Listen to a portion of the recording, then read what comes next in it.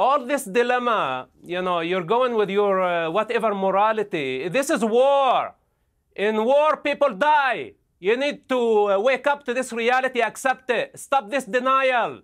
We are in the face of savages who hijacked an entire society. This is a very difficult war.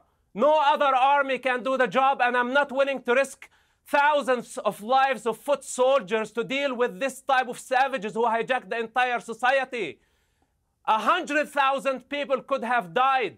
Israel is doing everything they could. Don't reduce it to the point, do you have statistics? Who cares? The reality on the ground, Hamas must go.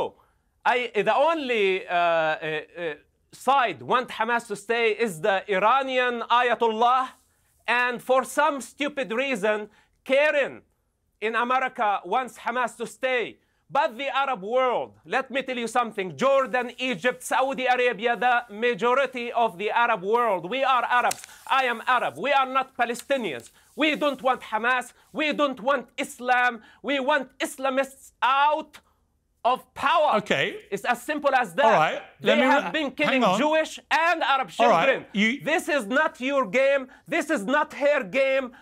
It's not about statistics. Well, it's not a game. It's about doing the correct thing of removing Hamas from power. Mossad, end of the story. Let me interrupt. As we speak, the intelligence services of the Arab world, all of them in a joint operation room with Israel to rid of Hamas. I don't care about some politician trying to make a political statement. It's false. The reality on the ground, we don't want Hamas. We don't want Islamists. We don't want this anarchy, this revolution without a moral compass. We don't want to globalize it. We don't want to bring it to the United States.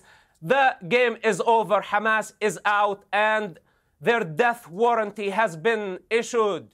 It's a finished job. All right, and we are going into Rafah, and we are going to eliminate every last one of them. I am a man of the field. I fought against Hamas as part of intelligence, legitimate intelligence organization, against savage group that were targeting civilians in suicide bombing attacks, waves of suicide bombing attacks that they killed people indiscriminately. So Abiy today want me for some reason to apologize for saving human life, because my truth challenges her convenient truth. Abiy does not have the authority. She's just a self-appointed low-grade journalist. How can you be a journalist and you call this a genocide, ethnic cleansing? And she just keep repeating ethnic cleansing, genocide, colonialism, etc. None of it is real, including Palestine. It's only in your head. None of it is existential. Palestine was never born. How can you free it?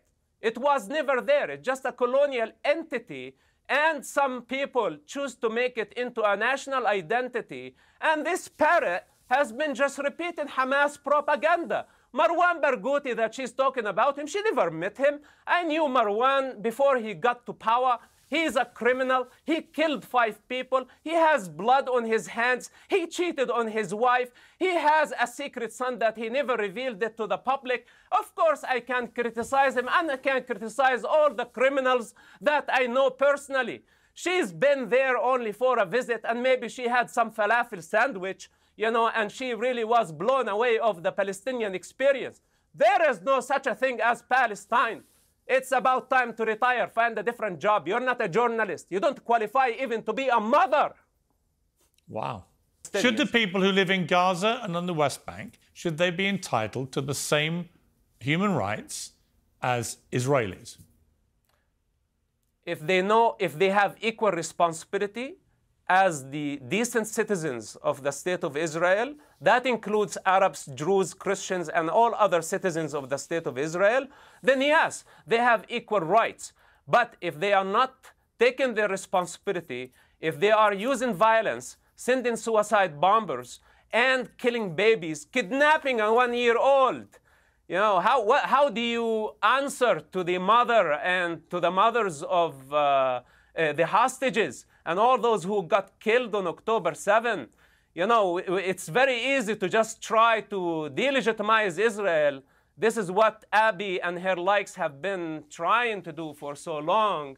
but they don't have the moral power to say what Hamas did, all the waves of suicide bombing attacks. October 7, that was a genocide. That was a genocide. So stop spreading the false narrative. Now, regarding to the Arabs who live there, they need a decent police force. They need a good economy. They need good education. And if they are able to integrate, then naturally could be a political entity based on their needs. But right now, when she say Palestine, who is? Islamic Jihad, Fatah, Marwan Barghouthi, Ismail Haniyeh, Hamas, Public Front. They are so conflicted. They don't have agenda. They don't have leadership. They don't have legitimacy. This is an anarchy that has been going on for about 70 years. And it's about time for it to stop. Now, to transform, to integrate the society, we must protect the children. And this is a priority number one before we talk about Palestinian state or whatever name you want to give it.